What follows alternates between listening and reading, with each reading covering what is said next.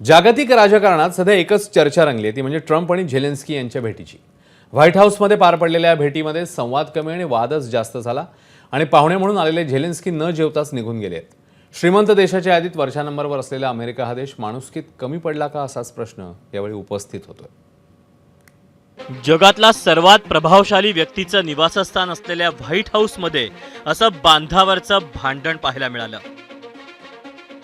चर्चेचा विषय होता युक्रेन आणि रशियात पेटलेलं युद्ध.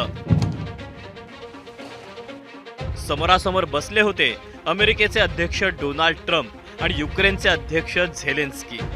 पण शांततेवर तोडगा काढता काढता या दोघांमध्येच वाद पेटला.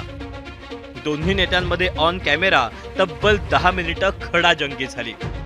ट्रम्प यांनी युक्रेनवर उपकाराची भाषा करत झेलेन्स्कींना खडे बोल सुनावले. या आगीत तेल टाकण्याचं काम केलं ते अमेरिकेचे उपाध्यक्ष JD व्हेन्स यांनी. झेलेन्स्की यांनी अमेरिकेचा अपमान केल्याचा आरोप व्हेन्स यांनी केला. वादानंतर झेलेन्स्की पुन्हा एकदा ट्रम्प यांच्याशी वाटाघाटी करायला तयार होते. पण त्याचवेळी ट्रम्प यांनी अधिकाऱ्यांकडून झेलेन्स्कींसाठी घरी जाण्याचा निरोप पाठवला. पण झेलेन्स्कींना जेवणाचंही आमंत्रण होतं. त्यानंतर दोघंही संयुक्त पत्रकार परिषद घेणार होते, पण यातलं काहीच झालं नाही. त्यानंतर ट्रम्प यांनी या चर्चेवर एक पोस्ट करत झेलेन्स्कींवर पुन्हा एकदा भाष्य केलं.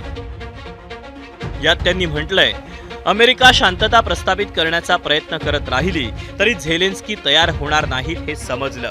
झेलेन्स्कींना शांतता नको आहे, पण पुतिन शांततेबाबत गंभीर आहेत. मला वाटाघाटीत कोणताही फायदा नको, शांतता हवी आहे. प्रतिष्ठित ओव्हल ऑफिसमध्ये झेलेन्स्कींनी अमेरिकेचा अपमान केला. जेव्हा ते खरोखर शांततेसाठी तयार असतील तेव्हा ते परत येऊ शकतात. पण या वादविवादानंतर झेलेन्स्कींनी ट्रम्प यांची माफी मागायला नकार दिला.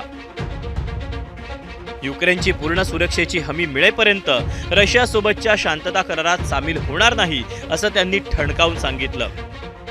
त्यांच्या या भूमिकेला युरोपियन देशांनी पाठिंबा दिला. खरं तर व्हाईट हाऊसमध्ये आलेल्या पाहुण्यांचा असा हा पाहुणचार बहुधा पहिल्यांदाच झाला असावा. जगातील एकमेव महासत्ता असलेल्या देशाच्या राष्ट्राध्यक्षांना कशाचंच भान कसं राहिलं नाही, ना स्वतःच्या पदाचं, ना व्हाईट हाऊसमध्ये आलेल्या परदेशी पाहुण्यांचं, ना अमेरिकेच्या प्रतिष्ठेचं. ब्युरो रिपोर्ट, ABP माझा. ABP माझा, उघडा डोळे बघा नीट.